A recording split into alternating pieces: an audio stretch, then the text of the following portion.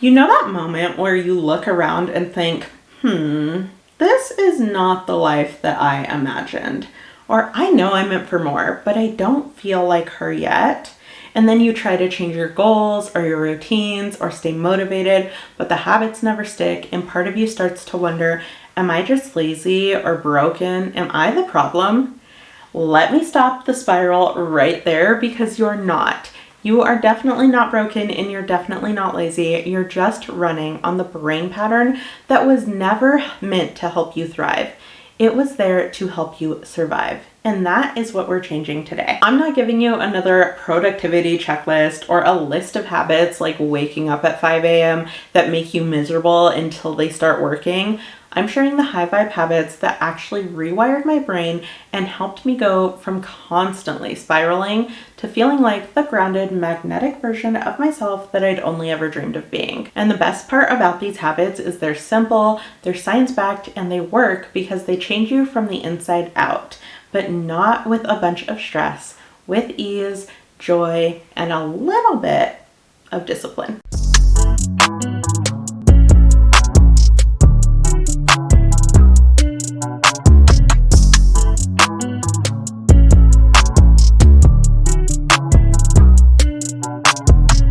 So hey friends, and welcome back to the channel, or welcome if you're new here. I'm Monet, your mindset coach and tour guide to your higher self. And if you're not already subscribed, go ahead and hit that subscribe button right now so you never feel lost or like you have to figure it out all on your own again. And today we are diving into 10 habits that have truly changed my life. I'm talking about the habits that shifted something for me, the habits that brought more joy into my life, and the habits that make me feel like the most successful, magnetic, elevated version of myself. And I'm going to show you exactly how you can do it too. Habit number 1 is to curate your media diet like your mental health depends on it, because it does.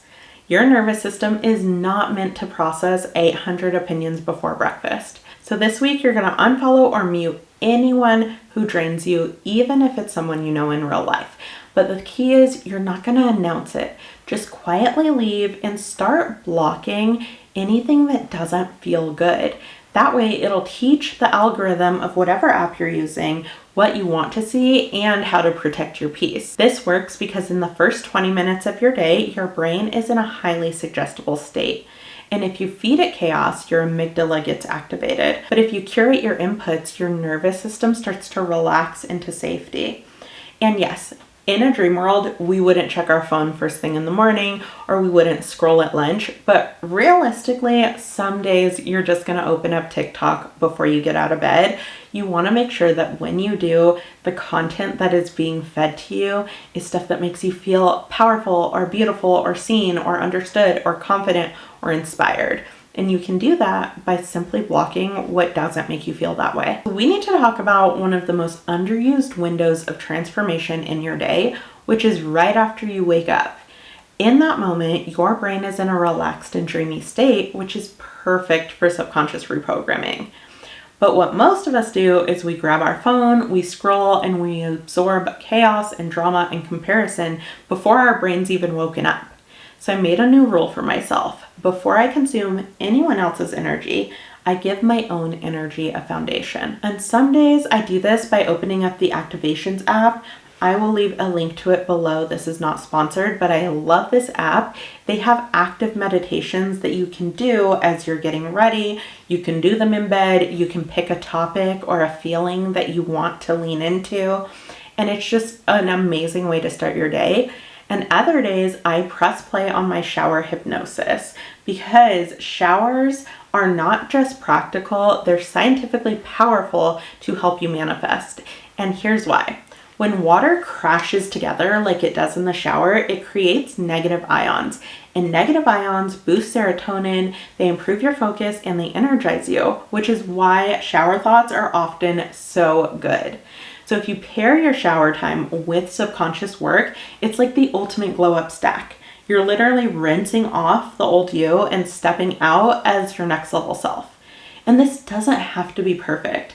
It can be 3 minutes. It can be with your dog barking in the background. I have a Velcro puppy who insists on standing at the bathtub for every shower I take. But your brain doesn't need perfection. It just needs repetition with intention.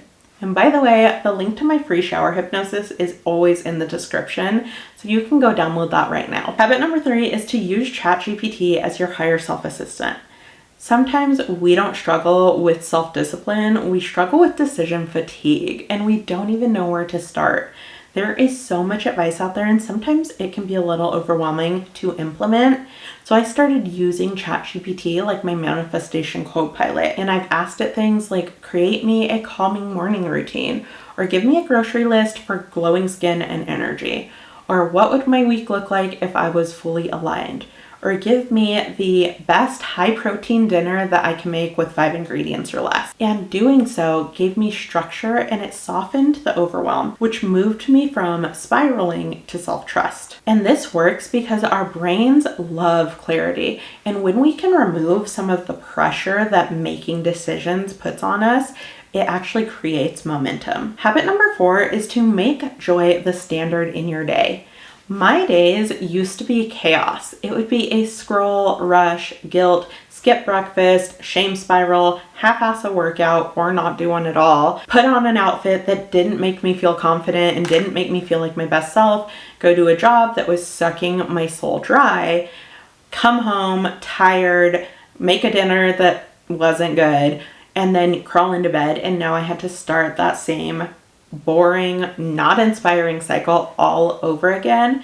But now I make joy my baseline, and you can do this before anything else changes. And a few ways that I did this when I was still working that job that sucked my soul dry, or I was still trying to find a workout that I loved, or I just didn't have any clothes that made me feel good because I just didn't feel good about myself. I made a playlist that felt like sunshine. I literally called it Sunshine. I also got a new favorite matcha glass. I had this glass made. It was like $16. You can get them on Etsy, but it says matcha with Monet. And every time I make my matcha in this glass, it just makes me feel like I have my life together, like I'm that girl. And I had this glass before I ever made this series, but I made this series because I wanted it to feel how I feel when I have my matcha in my favorite glass. And one of the best things I did to make joy my baseline is I would leave my phone in a separate room when I wanted to work on a project, and I wouldn't check on it until I checked in with me.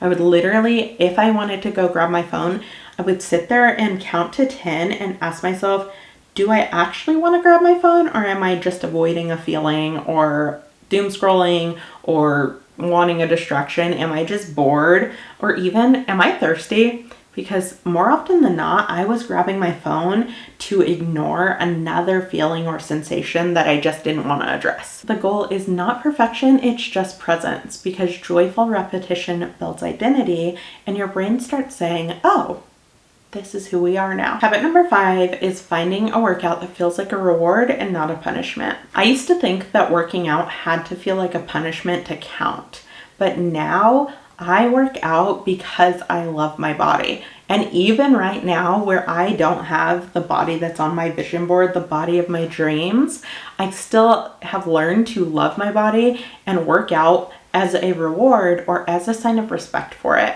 And for me, this came from Pilates. But for you, it might be dancing around your bedroom, strength training in your living room, doing a fun workout video on YouTube, going on a hot girl walk with your bestie, hot yoga, spin. But the best way to find a workout that actually feels like a reward is to try everything, because most studios offer a free or discounted first class.